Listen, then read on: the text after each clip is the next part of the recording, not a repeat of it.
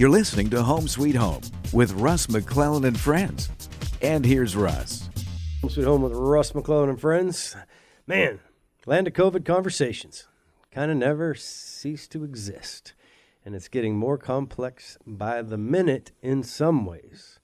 In other ways, people like my friend Michael Maher in Prime Lending and Sharon Crockett. I got Michael on the line. How you doing, Michael? Doing well. Excited to spread some knowledge to all of our listeners. Yeah, and what I was saying is, things are complex, it seems like, in the land of COVID, but also they're not as complex if you get the right professional expert advisors in your corner. And one of the things we talked about off air, but perhaps we need to readdress is, what is the process like to buy a house? Because there are a lot of people in the game as tenants that can be buyers, right? And they just don't know it, or they've been given bad advice, or they have a myth around down payment or credit, or I got divorced, so I can't buy a house, or I missed a JCPenney card payment, so I can't buy a house, or you name it, right? There's all these myths, but you're the advocate for them and a counselor for them. So even if that's true, what I love about what you guys do at Prime Lending is you work with people. Imagine that.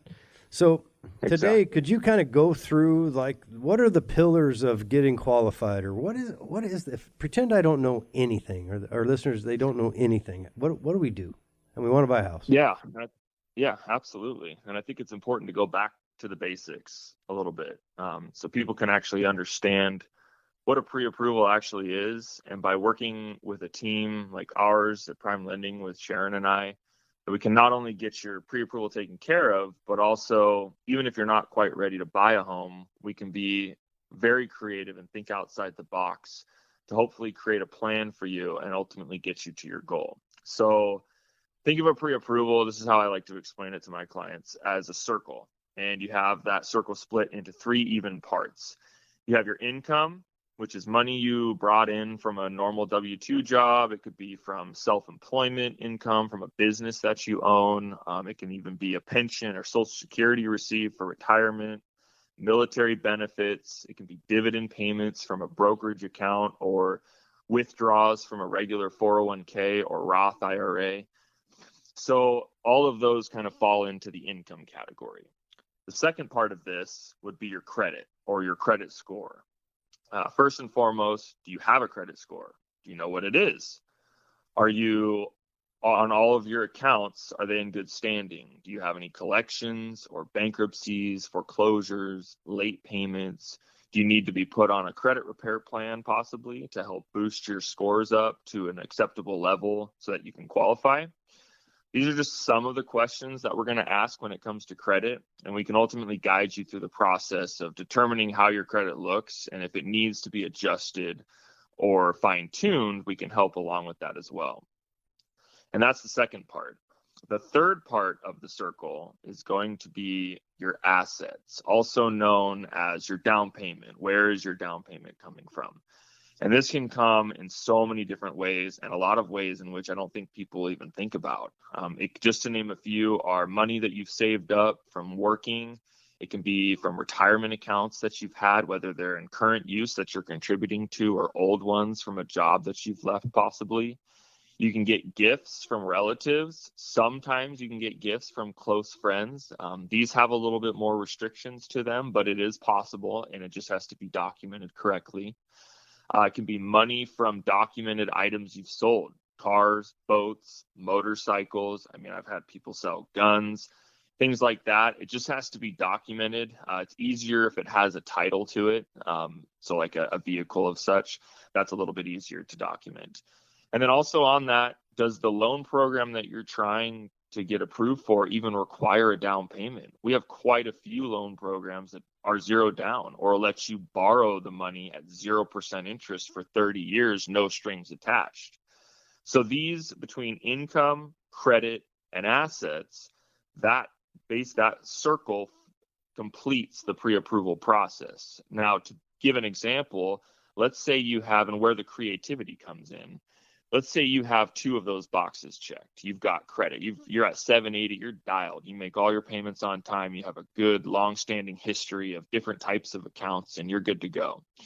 you've been saving up, so you have some money in the bank, you've got your down payment taken care of. But let's say that you own a business, and in 2020 you wrote off a little bit too much so that you don't have as much qualifying income as you may like, and you can't quite get that income up to where you want to get qualified for the amount that you're requesting.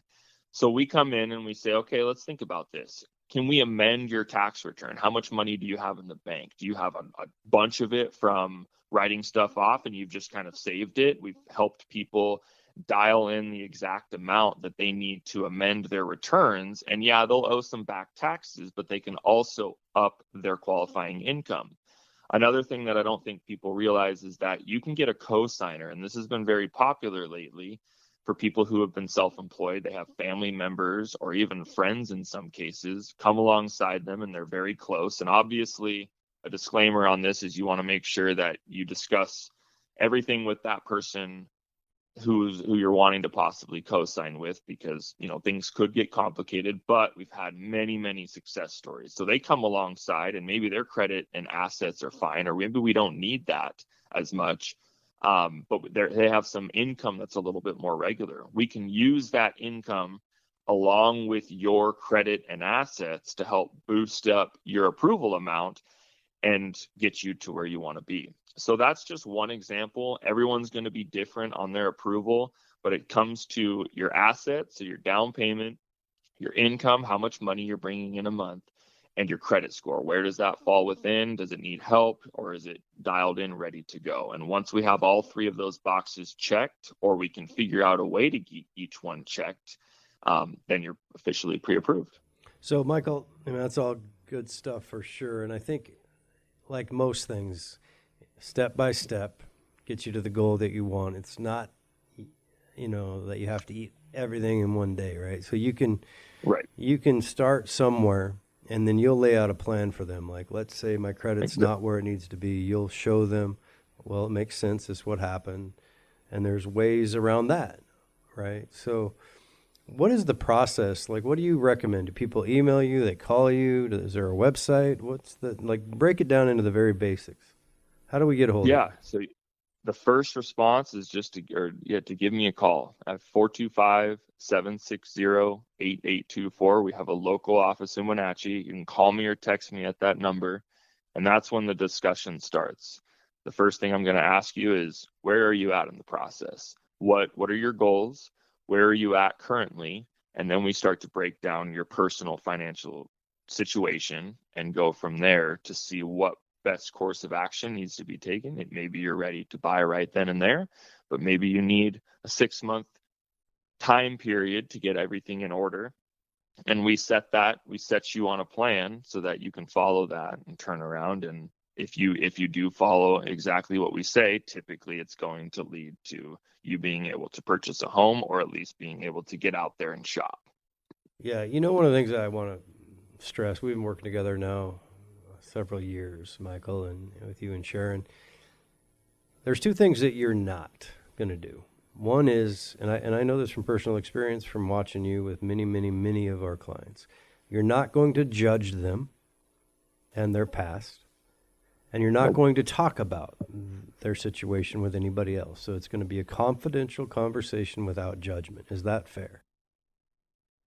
That's correct. Because the conversations we have with each other are 100% confidential. Because I think there's a lot of people go through things in life, right?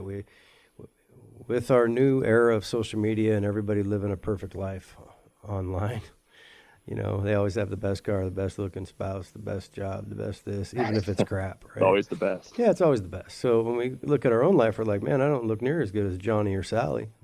I feel like a lesser person.